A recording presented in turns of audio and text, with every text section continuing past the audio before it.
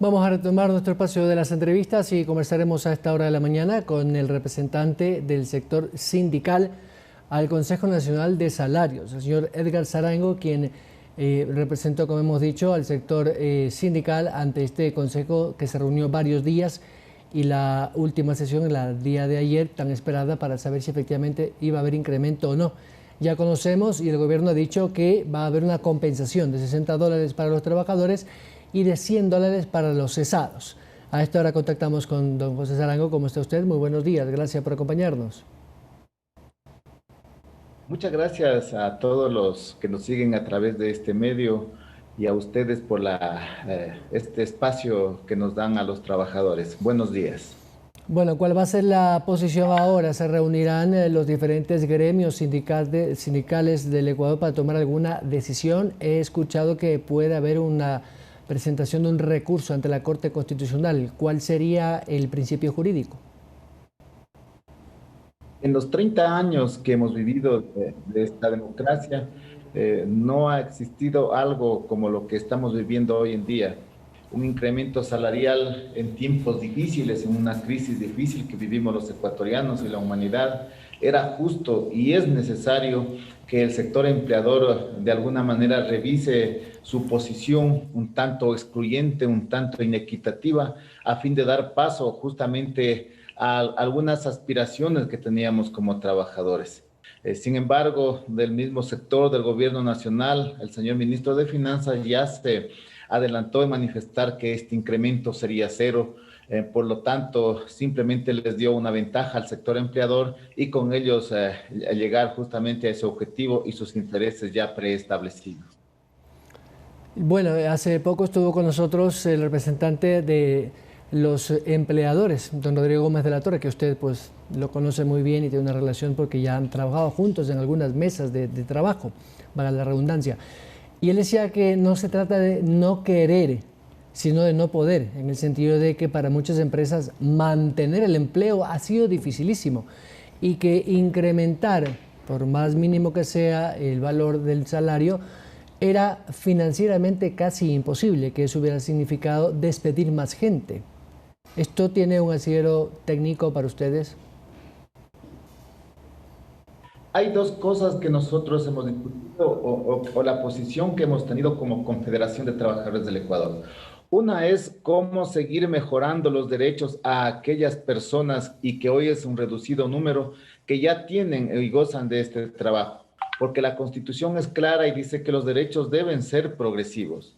Luego, lo que ha manifestado Rodrigo, efectivamente, nosotros también somos artífices de esa propuesta de querer mejorar condiciones a los ecuatorianos, a todos aquellos empleados y subempleados que hoy se encuentran en el abandono y casi en la indigencia.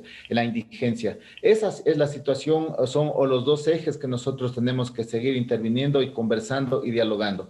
Es decir, mejorar condiciones y también buscar trabajo para aquellos que no lo tienen. Esas son nuestras propuestas y en ello nos estamos empeñados en seguir construyendo una política laboral que sea coherente para los ecuatorianos, una política laboral que nos dé aspiraciones y sobre todo un poco de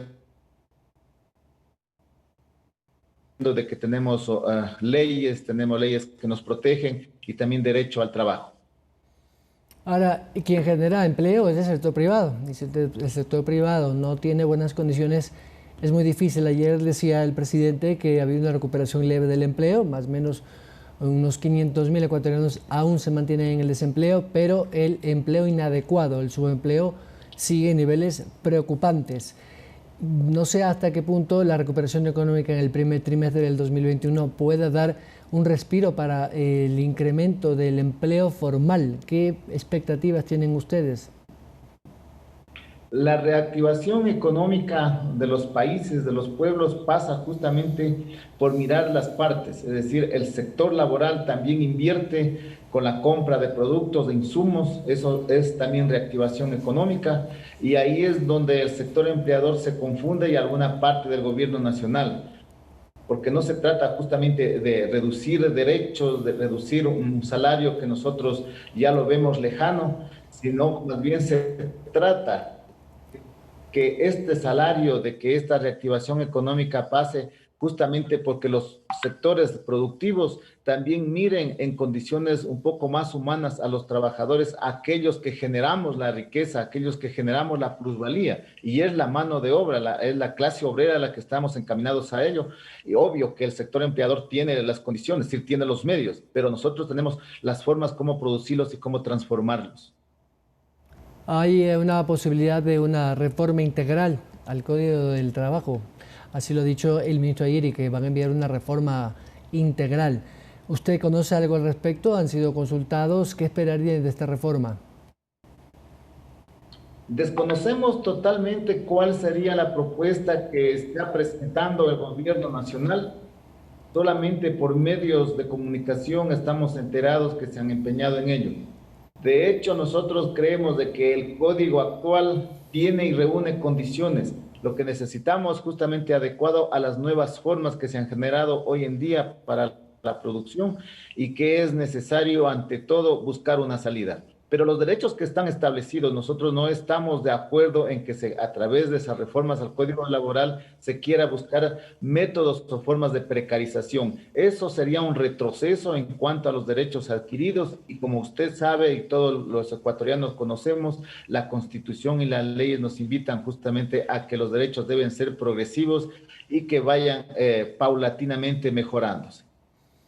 Ahora, también hay algunas cifras interesantes que ha mostrado el gobierno a propósito de lo que llaman estos giros específicos del negocio, que son contratos muy particulares, y también este acuerdo ministerial que determinó que para reactivar el empleo en ciertos sectores como el turismo, el empleo joven o el empleo mujer. Eso da un poco de esperanzas para reactivar el empleo. ¿Qué conocen ustedes? Esperanzas, todo lo que genere trabajo, un trabajo digno, es esperanzador, es alentador. De hecho, nosotros estamos empeñados en que la reactivación de la economía pasa por la generación de empleo, pero sin precarizar derechos. Mejor buscar una manera de darle sostenibilidad a través de un salario que sea adecuado. Las modalidades de contratación tienen que ser justamente consensuadas, tienen que ser debatidas ampliamente. No se trata de imposiciones, ya no estamos para eso, sino para consensuar leyes y normativas que vayan a mejorar. Lo del trabajo joven, lo del trabajo juvenil, el trabajo para las mujeres, es una propuesta interesante, pero desconocida para todos los sectores.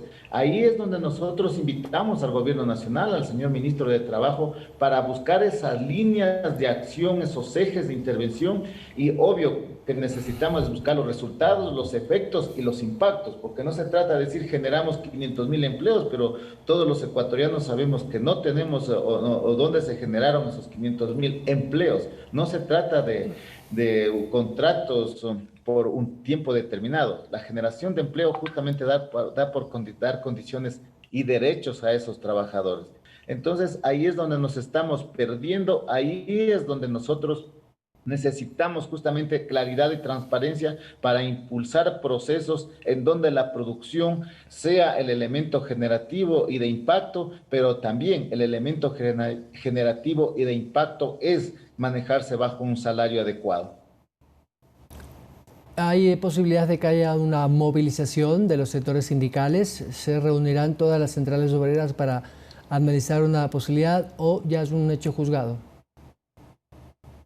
Mire, nosotros los próximos días vamos a entrar en una etapa de decisión al interior de la Confederación de Trabajadores del Ecuador, el 26º Congreso Nacional, en donde la nueva directiva redefinirá, y sobre todo será el Congreso Nacional el que defina las nuevas estrategias.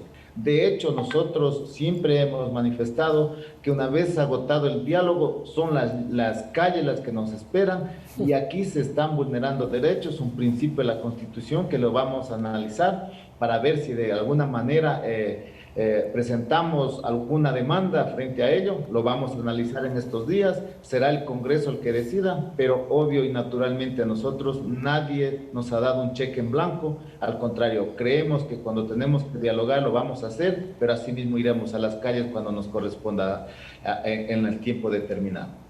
Don Edgar Zarango, presidente de los sindicatos de los trabajadores y representante ante el Consejo de Salarios, muchas gracias. A usted muchas gracias y siempre a la orden. Gracias al representante de los trabajadores ante este Consejo de Salarios y luego de la situación pues que ya de todos conocida.